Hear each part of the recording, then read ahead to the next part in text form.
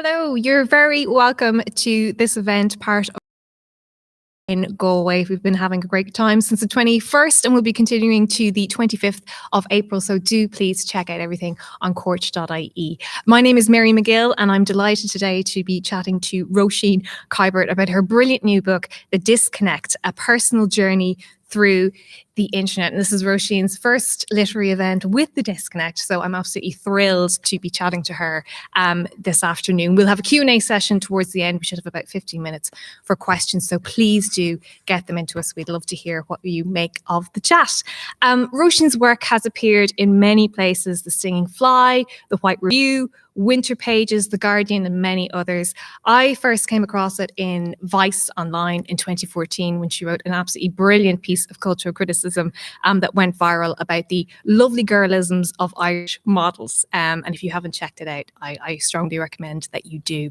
The Disconnect is, what can I say about it? So much. And I'm really looking forward to digging down into it with Róisín over the next 40 minutes or so. But it's funny, it's wise, it's deeply personal in its exploration of growing up, living and loving online. So we were, everything from energy drinks to Tamagotchis, from Silicon Valley to the Silicon Docks, from surveillance capitalism to insomnia and night gyms, and perhaps most importantly, the longing of the human heart. The Disconnect shows how deep and rich and complex the internet is, not just as a technological phenomenon, but as a cultural and human phenomenon as well. So I'm delighted to be talking to Róisín today. How are you? I'm good, thanks. That was such a lovely description of the book. I feel like you should be promoting it for me. You got in all the themes. I would gladly do that full time. Just have a conversation with you, Róisín, face to face, without mass. I think it's great to be talking to you today because I think we're at a point in time where people have been so reliant on technology over the last year. They wouldn't be without it, but they're also sick of it. And it's a real kind of love-hate dynamic, I think, that was there before the pandemic, but has never been so intense as it is now. And I think your book absolutely speaks to those tensions. But you want to kick off with that reading? Yeah, I was going to read from the very beginning, which sort of sets the tone for what is to follow. A little bit sci-fi, a little bit existential crisis. So this is from the prologue of The Disconnect. It's called SWIM, which is an acronym from the old internet, I guess, not really the present day internet, for someone who isn't me. I am the new flesh. I live on technology, and technology is part of me. I have stolen this term, the new flesh, from Videodrome, David Cronenberg's 1983 horror film, because it best describes how I feel. In it, people are altered by the media they consume. They mutate, shifting between euphoria and dread.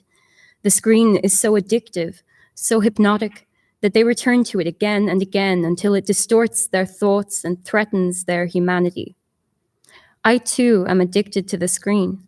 Sometimes I think I've spent so much of my life online that I was raised by the internet. I've forgotten where the borders are, where technology ends, and where I begin. Am I a mutant, a cyborg, or just an ordinary human?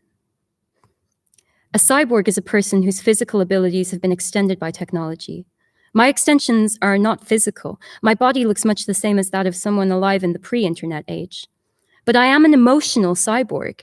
I outsource my opinions, my memories, and my identity to the internet, and I've spent more time with my laptop than with any living being on Earth.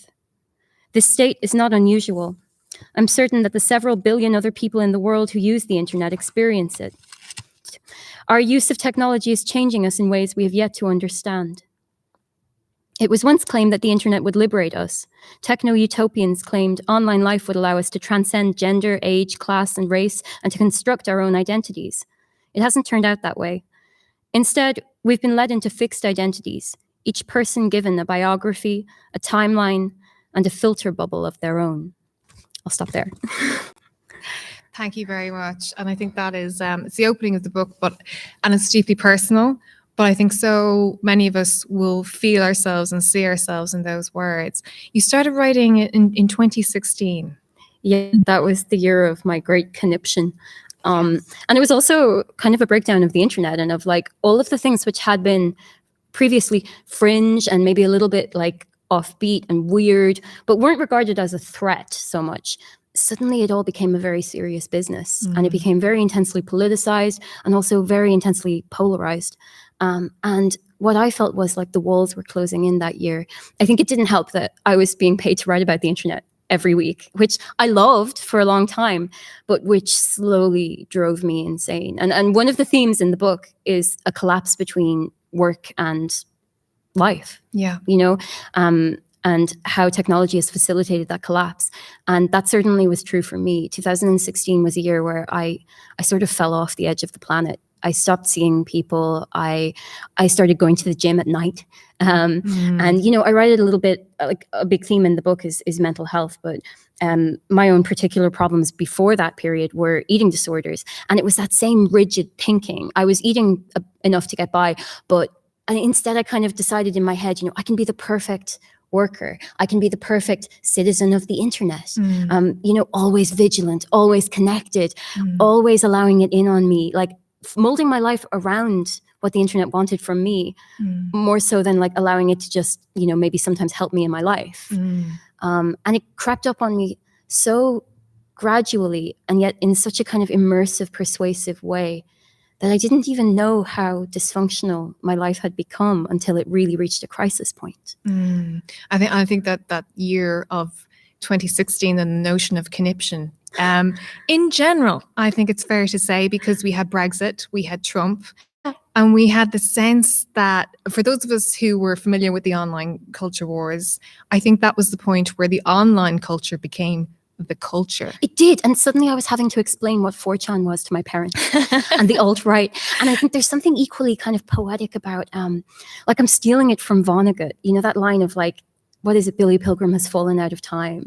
But like 2016 was the year they brought in the algorithmic timeline on all the major platforms. And there's just something so fitting that they decided to dismantle our sense of time and take away that like key factor in telling when something is real or not, essentially. Like, I don't think it's any coincidence that when the algorithmic timelines came in, which show you what they think you want to see rather than what has just recently happened, that facilitates fake news. That facilitates a kind of strange, like, time, you know, time and place is gone, basically. We already lost our sense of the physical by just living on the internet anyway, but that just adds to the confusion. Yes, and I think that's, you know, the ability of those platforms to take the algorithm and be like, no, this is what we're going to do with it now, runs completely counter to the notion that we have all this control in these spaces to create ourselves, to create this particular image, and indeed to control that image. And I think, you know, you write so well about that negotiation between, you know, a human being seeking connection, which of course human beings have done since the beginning of time, but seeking connection through technologies that are not at all as neutral as they appear, and actually are in many respects holding all the cards. Absolutely. And it's hilarious how that neutrality is assumed even today, and coupled with a kind of techno-solutionism and a kind of fetishization of technology. I think it's so funny how a lot of it centers around the key, like, image of these people. Like, I write a lot in the book about Jack Dorsey, his kind of cult of personality around himself, and as like he was called the Gwyneth Paltrow of Silicon Valley. But like Mark Zuckerberg, the youth of Mark Zuckerberg for so long, and his kind of fundamental blankness lent it this promise. Like, he was the symbol of this. It couldn't possibly be malicious. It couldn't be greedy. He's young, he's bright, he represents the future. And that facilitated just bringing technology into every aspect of life, even when it wasn't broke, so why fix it? You know, like I begin the book by working, well, near the beginning of the book, I talk about writing about working as a cheese. Yes. Where I went to an ad agency in London. I was like working there for a year, and they made me the voice of a brand of cheese on social media. And in retrospect, I just find myself thinking, like, why did a brand of cheese need to be on Twitter, answerable to its fan community every day at all times? And on the other side of that equation, why did I have to carry my job around with me all day, every day in the form of a smartphone that was gifted to me by my employer with the words, "You're a 24-hour creative now"? Like flattering me into thinking I was necessary all the time, but that my life was going to become my job. Yes. Do what you love, Do what you Róisín. love, Do what yeah. you love, and amass followers and communities and all kinds of engagement. Yeah. I mean, and that note, I mean, you brought it. I found myself laughing when you were talking about, living as a cheese online. But also, I think for anybody who's worked in startup culture or who, tries to build a profile online in keeping with their work, their profession, as people increasingly are called upon to do, it's not just in the creative industries anymore. This is really, it's gone into all kinds of sectors.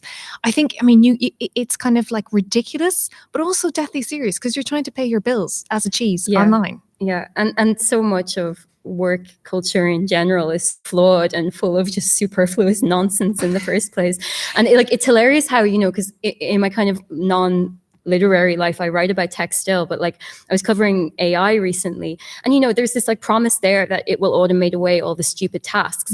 But how much do you bet that social media will just step in and fill that void so that all our executive function, all our decision making that's apparently so precious that the humans get to still make the decisions there and the robots make them there, but we'll just occupy ourselves with pointless social media jobs and ways to waste time. I sound very damning. I mean, I'm not a complete Luddite here or anything.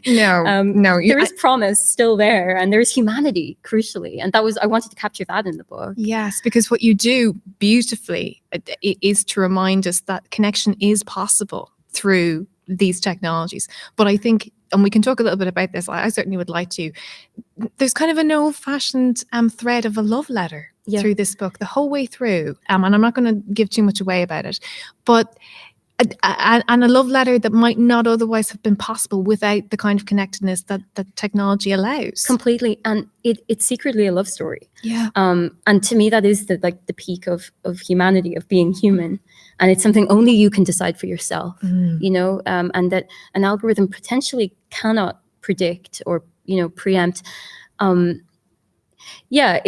It's secretly woven throughout the narrative, and then it kind of finally comes out in that last chapter called Tamagotchi Girls.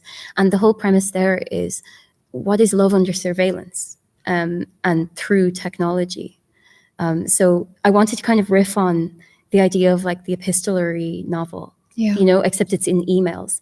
And it doesn't take the form of emails. It's addressed to an offstage you, because I wanted it to also mirror the personal invasion that technology facilitates. The fact that you can write this extremely intimate thing in an email, but there'll always be an algorithm waiting to finish your sentence as you write that email. So how does this most human thing find a way? And I mean, there's even a little part where I stop and I take note of the fact that when Google was training that algorithm to finish people's sentences and facilitate writing emails more efficiently, it had to train the algorithm not to keep saying, "I love you," because from the data it was being fed, it kept saying that. So people kept saying that in emails, obviously, and the AI mirrored it. That to me is the most perfect example of some kind of humanity finding a way in the most grim dystopian of circumstances. Yeah. And but just, the ubiquity of that and the power of that the algorithm was kind of had to capitulate because this is what we kept trying to convey to each other. Yeah. But that notion of, you mentioned surveillance capitalism, which of course is inescapable when talking about this space. But you mentioned the way social media has turned surveillance into pretty much a kind of something we do all the time. We do it interpersonally rather than purely corporations or the state spying on us, as it were. But it is spying.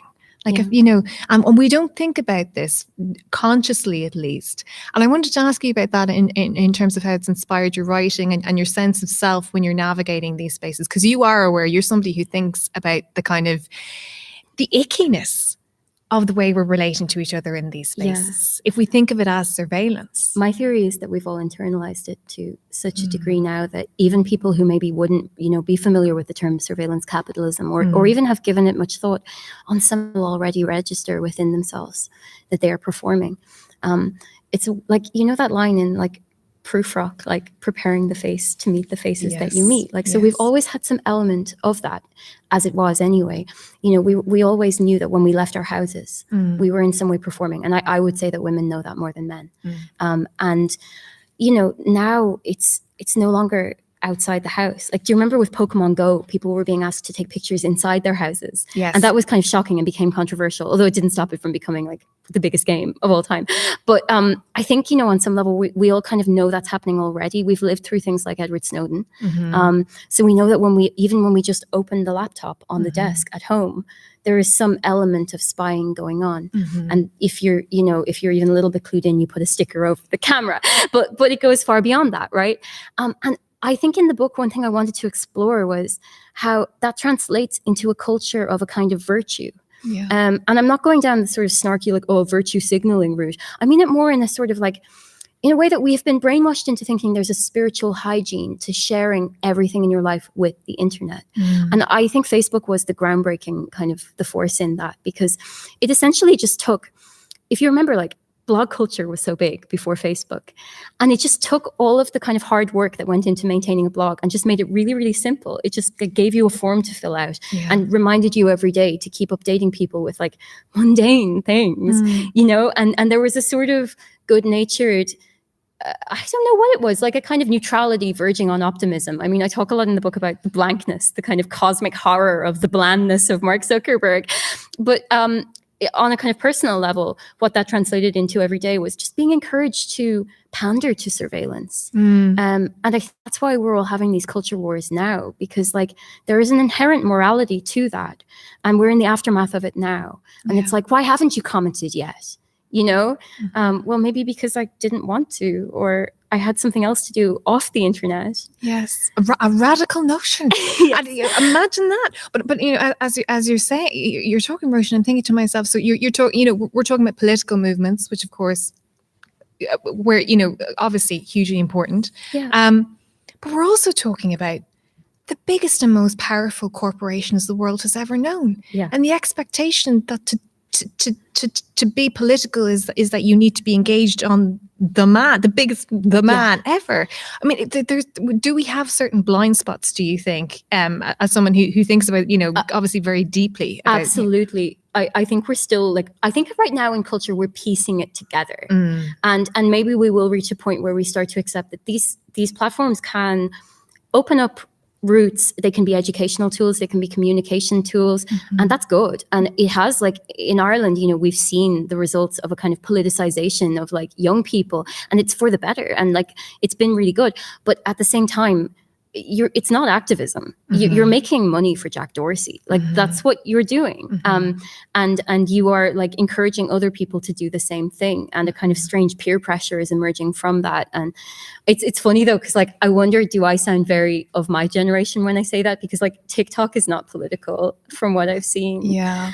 Which might be kind of a healthy turn in culture in a sense, because it's just putting the emphasis back on play and self-expression. I don't know. I haven't kind of explored that TikTok enough to form a judgment on it yet. I think that's really interesting though, because as a Twitter user, I would say that was Twitter 10 years ago. Fun and weird. Yes. And you kind of wouldn't know what you would encounter. Lots of in-jokes. And yeah, it had a kind of poetic quality. It did. Yeah. And kind of looking back now, a kind of innocence. Yeah, absolutely. And even things like Tumblr. Tumblr was so about self-expression and about creativity, and now it's synonymous with a very kind of childish idea of politics. It's like where we all learn about politics and then abandon it or something. Yeah, but I'm just thinking, as you're saying about Tumblr, like it was almost like and to go back even further, you know, to the 90s and even the 80s, but this kind of curiosity. Yeah. And talking, you know, in forums and chat rooms and places like that, disguising, and, you know, like, the creativity that was there. And now seems to have been replaced, at least on the mainstream of the internet, by a lot of conformity. Yeah, and I wonder if there's a sort of arc to that where, because I certainly experienced this, when you first start using Twitter, you feel like it's full of possibility, and you feel like it's full of possibility specifically for a kind of self-fashioning, and you get to find yourself, and it's like your Twitter adolescence, and then you get stuck in that identity, and you feel it confining you. It was really, in the book I wanted to talk about this, that I really think it goes back to this article from the 90s on the invention of the personal brand, like a brand called you. Where, you know, he the guy who wrote the article was in Fast Company, I think it's like 1996 or something, but he's talking about basically how you will survive on the internet when everything becomes atomized. Like when work itself and like your ability to get by in the world will depend entirely on how strong of a presence you can have online. And he sees it as this dazzling, exciting thing because the internet was relatively young then.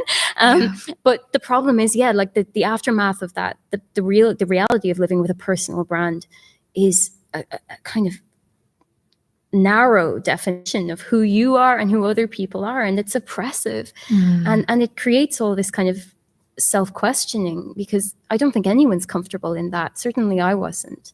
Like at the beginning of the book, that period where I was just getting more and more depressed, the thing I remember most was looking at the scrolling timeline late at night on Twitter mainly, sometimes Facebook, and thinking, why does everyone else seem so secure and happy with this state of affairs? I know I'm not happy. I know something's wrong. And there was a kind of confusion and like I couldn't belong in it, you know? And I don't think anyone can really now on the other side of that.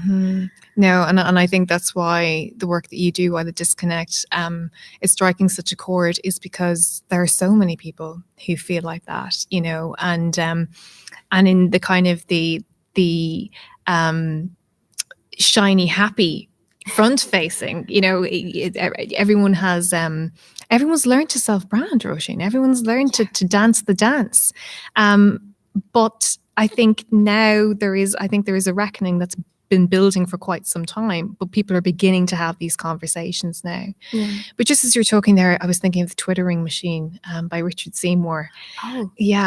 Fascinating look at Twitter. And but he makes a point, and he talks about how we turn to these platforms, we turn to these machines when life has let us down or we've become dissatisfied with people. And I remember reading that for the first time and been like, oh, wow, Richard, you're saying a lot there, you know. And I think I see that as well threaded throughout the disconnect. And I wanted to ask you about, is that something that resonates with you? Oh, yeah. I mean, I still can fall prey to it today. You know, we go there looking for something. It's like the most mundane form of gambling. Like it works on the same mechanic, and it's that same hunger, that same like sense of something missing. I'm like finally this late stage reading David Graeber's book right now on jobs, which I suspect I can't say the full title of on this. I mean, I wish you could. It's great. Yeah. Everyone should read it. But I'm at the point in the book where he's finally come out and said, like, I don't think social media would have the success it has now were we not all stuck doing like unfulfilling things all day. And that's so true. And then after a certain point, you don't even need to be in work. You just do it yourself. Like for the last week, I was saying to you earlier, I don't have a phone. I haven't had a phone because it broke and it's the pandemic and I haven't been near somewhere to fix it. And I find like one of the things I miss, and it's so bizarre, it's like muscle memory. It's just the feeling of scrolling, of just like putting my mind on a track. And that like promise of some kind of discovery or some kind of like satiation, you know, of the brain chemicals. And we don't, it's just so, it fills every kind of emptiness in your life, but then it just leaves you hungry. Because it's hard to be in your mind. Like it's, you know, for anyone who has experience of therapy, when people, you know, what are your thoughts and what are your feelings? I mean, for a lot of us, the impulse is to run, and the screen provides a fantastic place to run into and to stimulate the feeling that you're doing something. But of course, just as you're describing, that something actually may not be the thing that you need. And I think that's so core to a kind of generational thing going on right now of like millennials and probably younger too. But this sense of like, ultimately, when it comes down to it, we have no idea where the future is going, and we lack any like anchor for that. And we've had some disadvantages as a generation. And so seeking a strong brand, a sense of self, to like an identity in the world, it offers some kind of solace. But it's ultimately a bit of a trick, because I really firmly believe that like any kind of strong, resilient core, a real self, it has to be built off screen. It has to be built through experience and also through being alone. And I think that's a really interesting distinction, because in the disconnect, you talk a lot about loneliness. But of course, loneliness is not the same as being alone and being comfortably alone, or perhaps I'm thinking of solitude more. Because you talk about your the way you look at loneliness throughout the book. I think loneliness hinges entirely upon comparing oneself to other people, on, you know, seeing other people's lives going on, on seeing the number of friends or the number of likes a person has, and then like telling yourself you don't have as many as they have.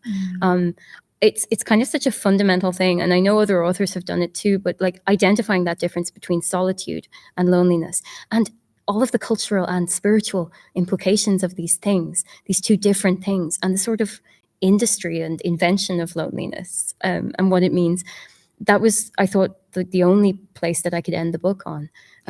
So also, it was an excuse to go to Kerry and visit a beehive hut, because it's one of the earliest examples of like identifiable solitude in history. And it was so important too, because they were places of reflection, you know, and of scholarship sometimes, and meditation.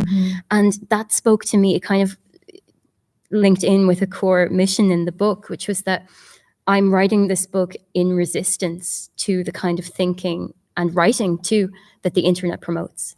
I want to think in the long term. I want to embrace ambiguity and ambivalence, and take my time to form the opinions that this book contains.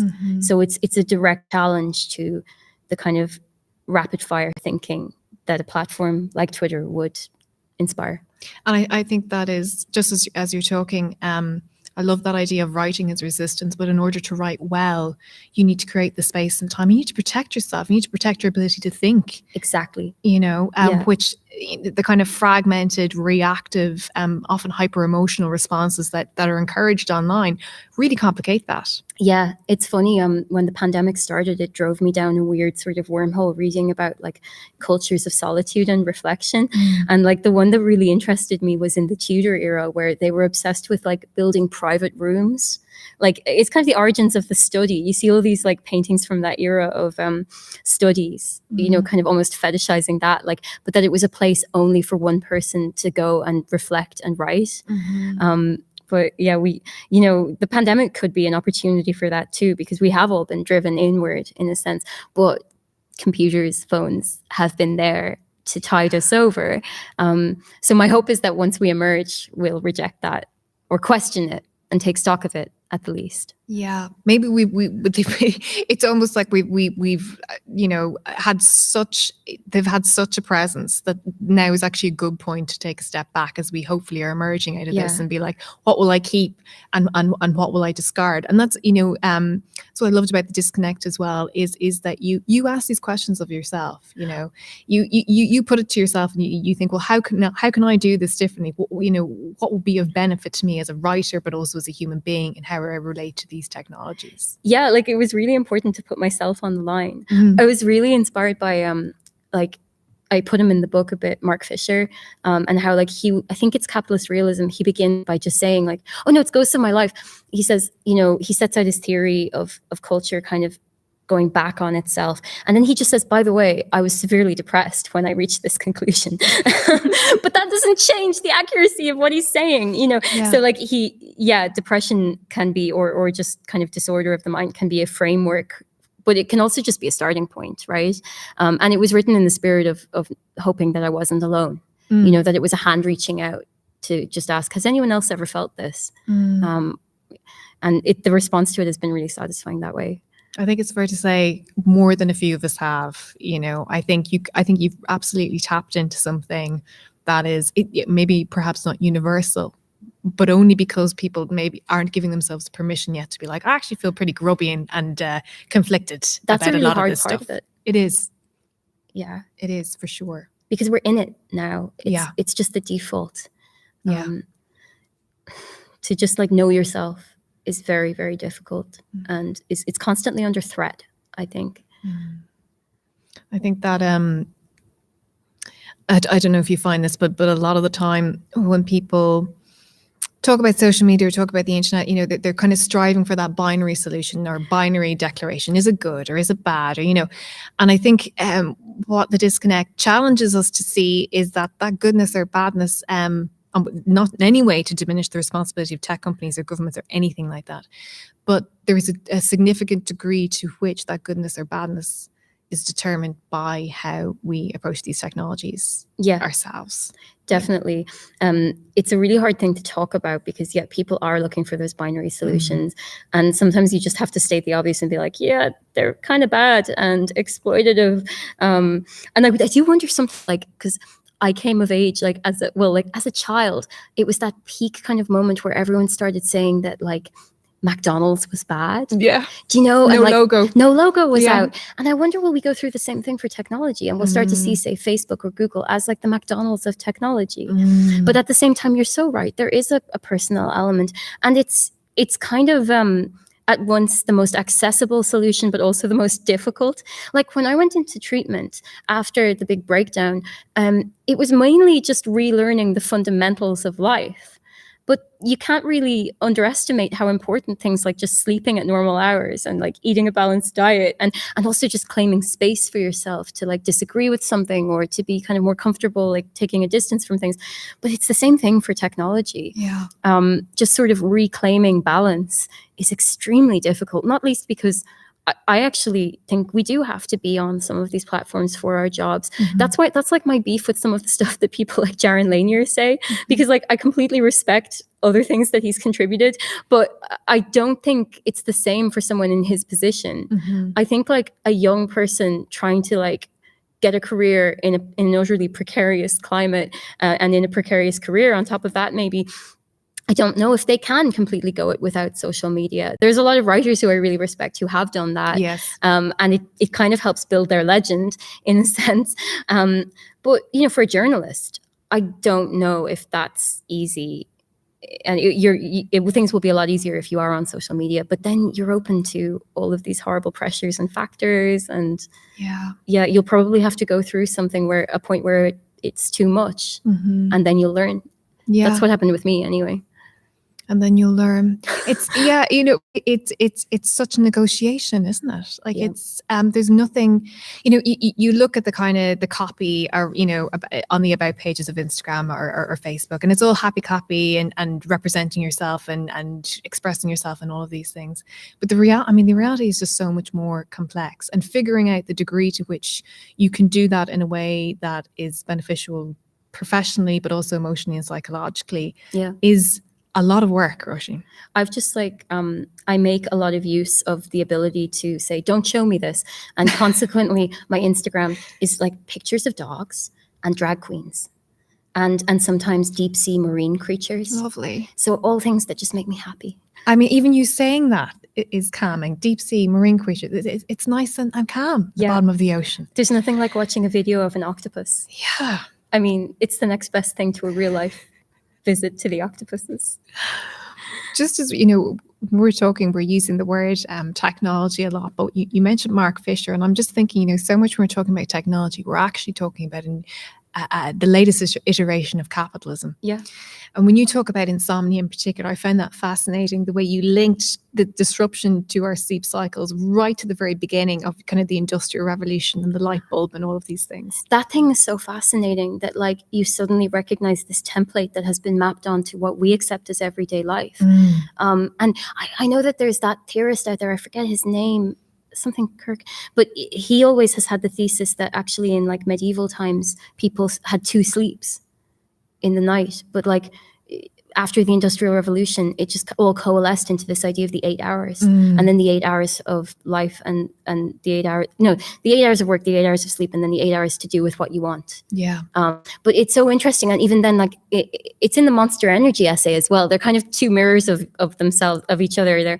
There's an essay on energy drinks, which becomes then a sort of like exploration of limitless energy, the kind of premise of the internet and what work means in that climate. And then I kind of move into writing about sleep in the chapter All Watched Over, which is like taken from the poem. But yeah, this idea of like the birth of machines, and that then the ubiquity of machines starts to redefine what humanity is. I mean, that's like the big line that people use about AI now, isn't it? In the sci-fi film, the robot teaches us what it is to be human. But back then it was more about like, okay, can you keep up? And if you are to keep up, and capitalism is going to keep like forming and keep itself going, what are the fundamentals? And it even maps onto things like cities. Like I bring up in the book Dr. Jekyll and Mr. Hyde. Yes. And Mr. Hyde is like the perfect example of a worker in such a climate, because he has this boundless energy, but essentially he's like fiendish and inhuman. But isn't that exactly what's required of him? Yes. And the kind of analog in modern day life would be the person who drinks far too much Monster energy and in the process becomes monstrous. I have to make a confession. I have not tasted a Monster energy drink. Never. I know. What am I thinking? Right after this. Not even a Red Bull? I have had a Red Bull. Yeah, and you do talk about Red Bull, but I haven't had the Monster brand, which I must remedy. But I'm utterly familiar with it because it has been in every fridge and on every desk of every startup and media company that I've ever worked. It's such a part of that culture. It's so interesting that it's the official. Like actually, when I moved to Berlin, something that really amused me. It's on Wikipedia, so I don't know really like how relevant to life it is. But you know the way they drink Club Mate, which is this hyper caffeinated mate drink. You can like go out and not drink alcohol and just drink Club Mate all night, and you'll actually have a pretty great time. You'll be wired. That's like amazing. Sometimes I'll just like drink a few and then look down at my hands. I haven't even noticed are just vibrating. But it's the official drink of the Chaos Computer Club, is a mixture of vodka and Club Mate. So like codeine and caffeine go hand in hand. And yeah, it's so funny. Like you can't fail to notice it in fridges because its branding is this hysterical masculinity. Like it's so hilarious.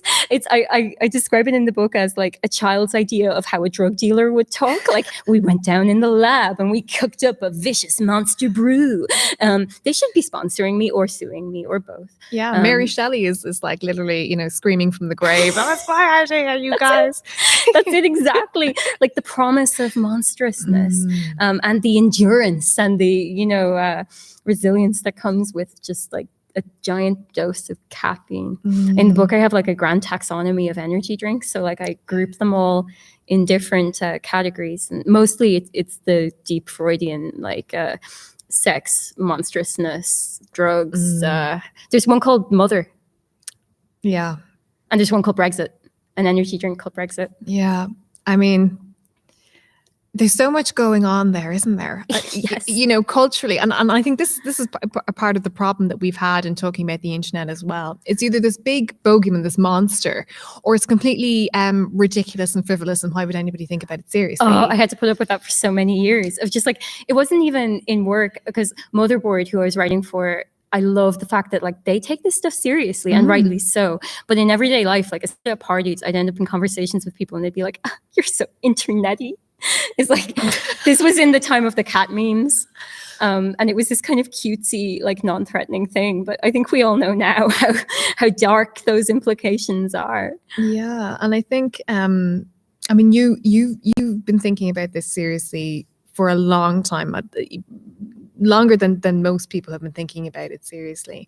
And what point do you think that we're at? Because you said something very interesting to me before we started, and we were talking about kind of how new all of this still is, and kind of the way, technology rushes in and takes over and then begins to kind of, I think you used the term kind of like an adolescent phase. Yeah. I mean, where do you think we're at, or what are we in the middle of at the moment? Very awkward phase where the internet requires braces. Where the acne is starting to cover its forehead and nose. The internet is definitely in its adolescence. And I kind of long for the time, because like in the future, when we don't fetishize it anymore. Like, because we're making so many mistakes at such a fast pace now. Every year, like the kind of scandal and the whistleblower is becoming almost background noise at this point.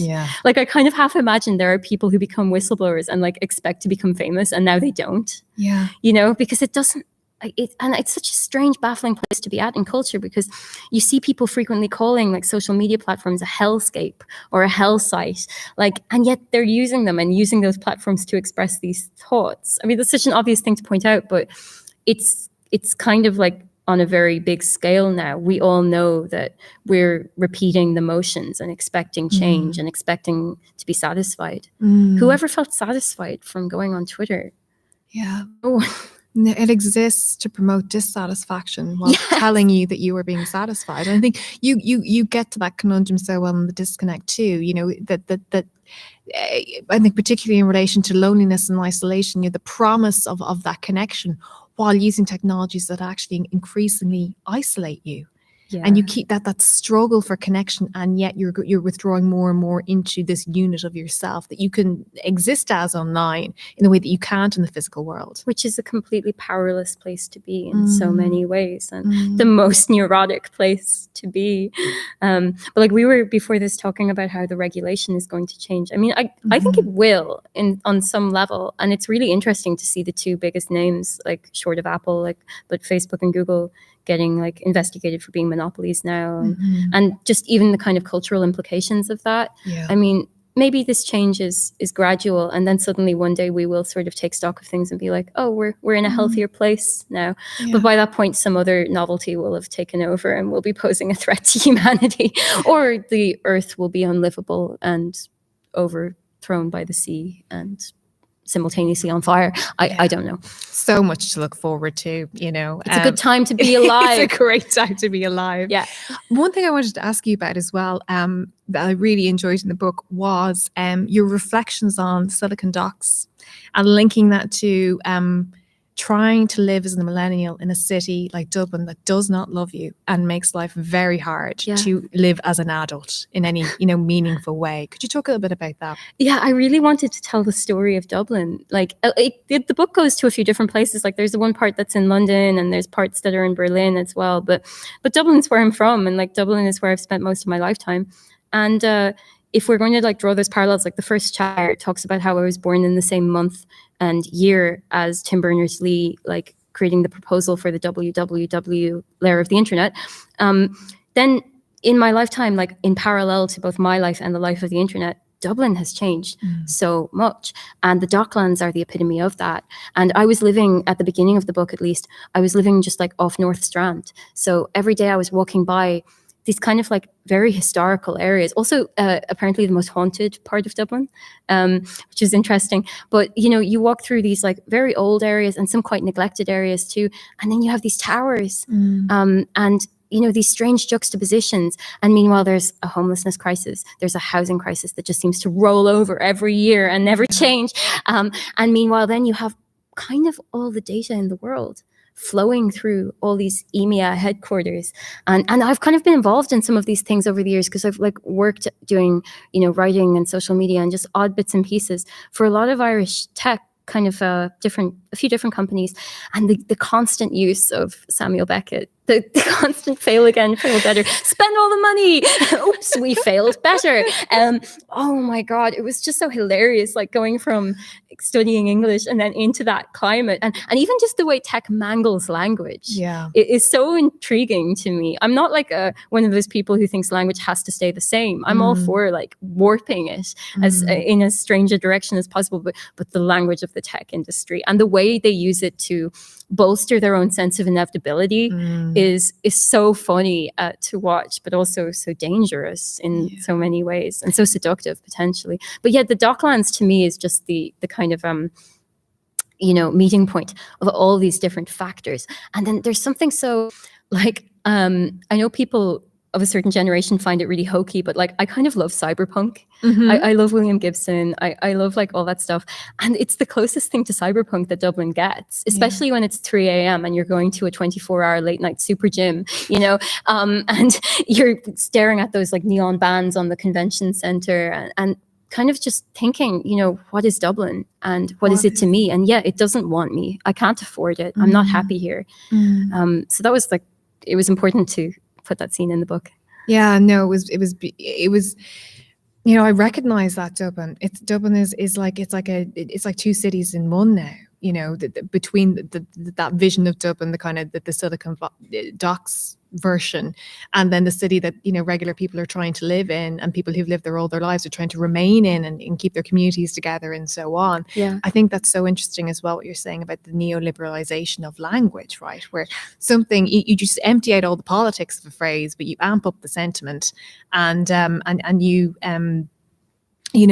that's what you run with, this kind of like empty but great in tweet statement that just seems to circulate like that Beckett quote over and over and over again. Yeah, it's so strange. Like, how do you market something which is in so many ways not physical software? So you have to build up these mechanisms around it. Like, that's why I draw the comparison of like technology and the Catholic Church, because like the scale is comparable, but also the internal effects, the fact that you have to like learn to live with it as a presence inside you at all times, kind of in some way changing your behavior and changing the world around you, and carrying so much wealth and so much information with it, and being almost viral in its ability to spread, you know. I think that is the most fitting comparison. I think that comparison's right on the nose as well, because the capacity the Catholic Church had, particularly in countries like Ireland, to set the terms of the debate. Yes, exactly. And tech has got away with that for a really long time. Yes, yeah. But of course then by setting the terms of the debate, it makes it very difficult for people to push back. Yep, exactly. And there isn't really like a means of production, like it's very different. And it demands, I think it demands of like, following on from that, it demands of like left-wing politics, especially. I think it's still struggling to adapt to what technology represents and the specific type of capitalism that is. So I think like that's an exciting thing, because that's going to change in our lifetimes and is changing now. Yes, for sure. One thing I also wanted to ask you about, a very pressing topic. What do you think the internet has done to dating? Oh my God. I know. I love those essays so much. Oh, good. And, again, because, I write a bit about dating apps and the dangers of dating apps, which are very present and very real. But there's also the issue of two human beings trying to find each other through technology, which I think you do an excellent job of kind of picking apart the ickiness, but also that desire for connection. Yeah, absolutely. And like the promise in dating apps, it's specifically the promise of something real off the screen. I mean, I've said it before, but I think dating apps encourage us to treat each other the way that like Silicon Valley treats us. Because, and in the chapters, like, so I have these two chapters, like this pair called Men Explain the Apocalypse to Me, which is kind of taking the piss, but like also it's true. The apocalypse factors as this strange like motif all the way through my experiences on online dating. And I came to think of it as a kind of apocalypse in itself. It's the final judgment. You're literally just like sifting through the haves and the have-nots. You know, it's the kind of souls going and flying out in different directions. I don't know. I just feel like it is apocalyptic, because it's trafficking humanity. It's sorting humanity, which is what like happens to us as data every single day. But there's just something so kind of sublime and horrifying about dating apps. And then in reality, they're just really awkward. And in my book, I have just a succession of extremely awkward dating scenes where internet politics kind of creeps in and looms over us like a dark cloud. And I saw that so much in those years. I kind of feel a little freer from it now, I think, because of maybe the friends I have, or like maybe it's a shift inside me as well, that, I just don't care about that stuff as much anymore. I think for people growing up with this stuff, very often I find when you talk to them about it that some kind of negotiation period has taken place. Something often has prompted them to reimagine or step back and then adjust their consumption of these products, these platforms in some way. And that actually strangely gives me hope, because like the disconnect gives me hope, because it's a really positive. I know you talk about being a tech dystopian, but there's so much about this book that is really positive as well. I'm so glad you saw that. Yeah. I mean, again, like it is a love story, and it did actually turn out okay. I don't want to spoil too much, but like I think, and there is a kind of point in the book, and you see kind of inklings of it earlier on, where I'm really deciding I'm just going to have to step off the screen and take a chance at this point, and leave behind maybe what's comfortable as well. But like love is that thing where you know it when you see it. Yeah. And you have to pursue it.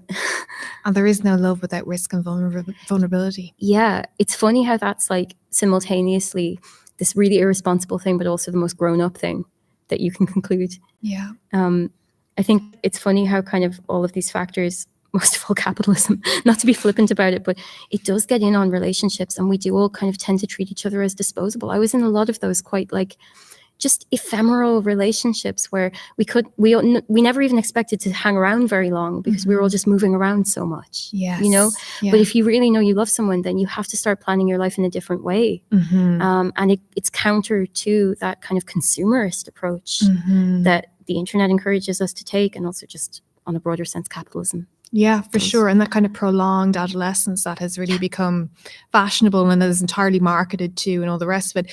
That's the exact opposite of, making a decision and being like, I'm going to jump off the cliff with this person. Yeah, exactly. You know, that is it's so beautiful. Yeah, but it isn't. But like, but it's right there in the book. You know, amidst all of these, blinking machines and the self-branding and this kind of the isolation and all the rest of it, there is a way back and there is a way through. Yeah, and it's so funny because it comes full circle. Like I talk to people, it's not do what you love, like in that sense, but it is you actually are going to have to search for what is it I love. You're not going to know instantly, and like writing. Even just leaving behind kind of nonsensical jobs for writing a book was in itself that same leap of faith. Yes. That it takes a hell of a lot of self-knowledge. I'm so glad you leaped, Róisín. I'm so glad you leaped. We're going to take some questions? We are? No? We are going to take some questions. Okay, great. Okay, the first question for Róisín. Do you think there's any path for redemption for us with technology? How do we step back when it's so essential for us to exist? There absolutely is, but it's a lifetime project. But humanity redeems technology, and it's worth remembering that technology is made by humans. Like there are humans behind these choices. It's not this inevitable thing. It's not a neutral thing. So you are basically saying no to the product that you're being offered. And I don't want to seem like some sort of neo-Luddite here. I think it takes a lot of self-knowledge and working out exactly what makes you comfortable, what will be a fulfilling life for you. I live in terror that at some point I'll be dying and I'll look back and be like, I spent so much of my life on a screen. But so it's part of the bigger project of like deriving meaning in life.